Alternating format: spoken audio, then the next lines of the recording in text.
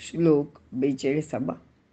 या श्लोकामध्ये ब्राह्मण कोणाला म्हणावे आणि त्याचे काय कार्य असते ते भगवंत सविस्तरपणे इथे सांगत आहेत.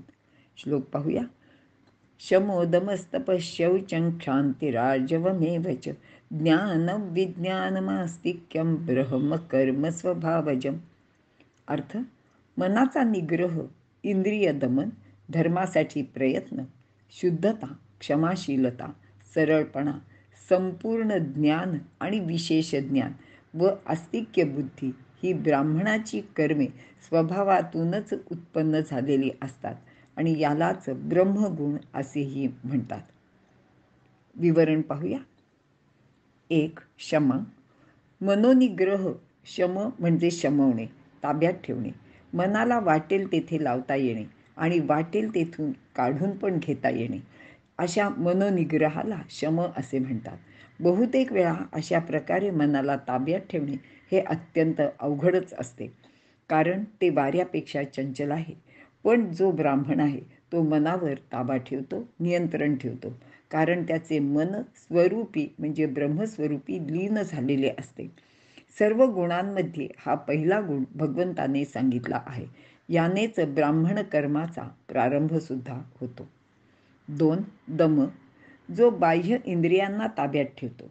इंद्रिये आपापल्या विषयांकडे नेहमीच धाव घेत असतात. त्यांना स्वैरपणे वागू न देणे म्हणजेच इंद्रिय दमन. 6व्या आणि 2ऱ्या अध्यायात सांगितल्याप्रमाणे इंद्रिय वश असणे हा गुण शमाला नेहमीच सहाय्यभूत ठरतो. इंद्रिये स्वधर्माने चालतात. 3. तप.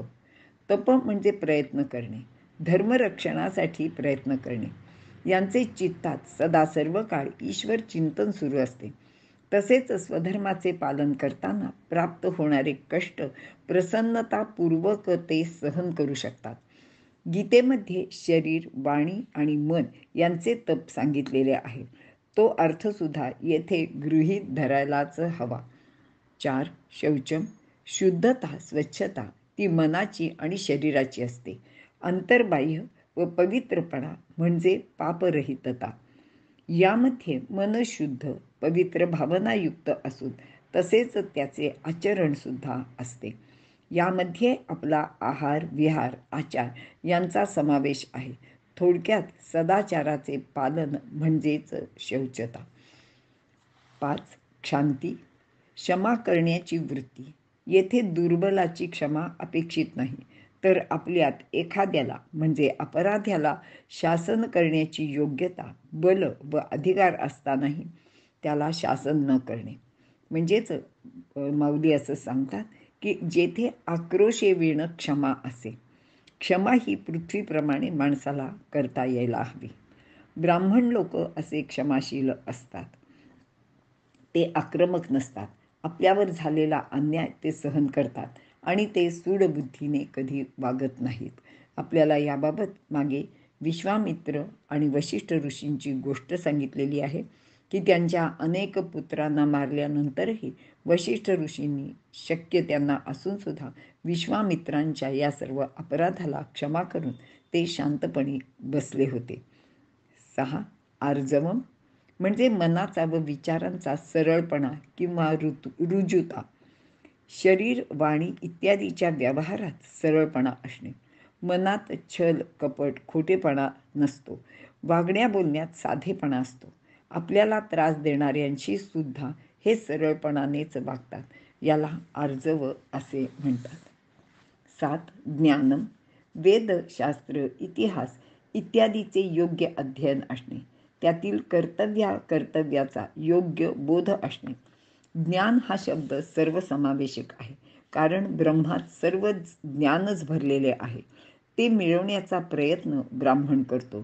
त्यासाठी तो अपरंपार कष्टसुद्धा घेतो आणि ज्ञान ईश्वर प्राप्तीकरता मिळवणे हे महत्त्वाचे असते आणि केवळ हाच उद्देश मनात ठेवून ते ज्ञानप्राप्ती करतात.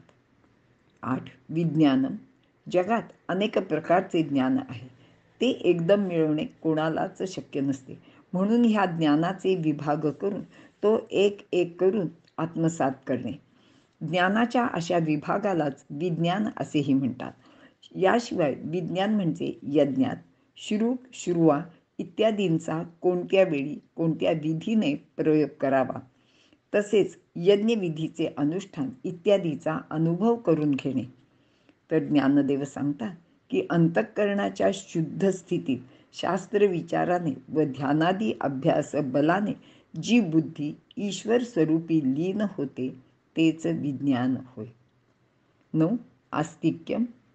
ईश्वर, परमेश्वर, वेदादी शास्त्र, परलोक इत्यादीबद्दल मनात आदर श्रद्धा असणे व त्याचे सत्यतेबद्दल मनात किंचितही संशय न येणे, त्याचप्रमाणे आपले आचरण करणे याला आस्तिक्य असे म्हणतात. थोडक्यात ब्रह्म मानणे म्हणजे आस्तिक्य. माणूस मेल्यानंतर सुद्धा त्याचे अस्तित्व असते हे मान्य करणे म्हणजे आस्तिक्य. ब्रह्म कर्म स्वभावज. वर सांगितलेले 9 गुण व त्यानुसार होणारे आचरण ही ब्राह्मणाची स्वाभाविक कर्मे आहेत. या गुणकर्मांना धारण करण्यासाठी त्याला खूप परिश्रम करावे लागत नाहीत. ब्राह्मणांमध्ये जन्मतःच सत्वगुणाची प्रधानता असते, म्हणजे सत्वगुण त्यांच्यामध्ये प्रामुख्याने असतो. वंश परंपरा शुद्ध असून त्यांचे पूर्वजन्मकृत कर्मसुद्धा शुद्धच असते. त्यांचे शमदमादिक गुण स्वाभाविक असतात. अशा ब्राह्मणाचे वर्णन ज्ञानदेवांनी पुढील 2 ओव्यात केले आहे, ते आपण पाहूया. ज्ञानदेव म्हणतात, तो नवगुणरत्ना करू, यया नवरत्नांचा हारू, न फेडितले दिन करू, प्रकाशू जैसा. तेवी नवगुण टिकलग, लेणे ब्राह्मणाचे अव्यंग, कहीच न संडी अंग ब्राह्मणाचे. 18व्या अध्यायात 852 आणि 854 अशा या 2 ओव्या आहेत. इथे आपण थांबूया.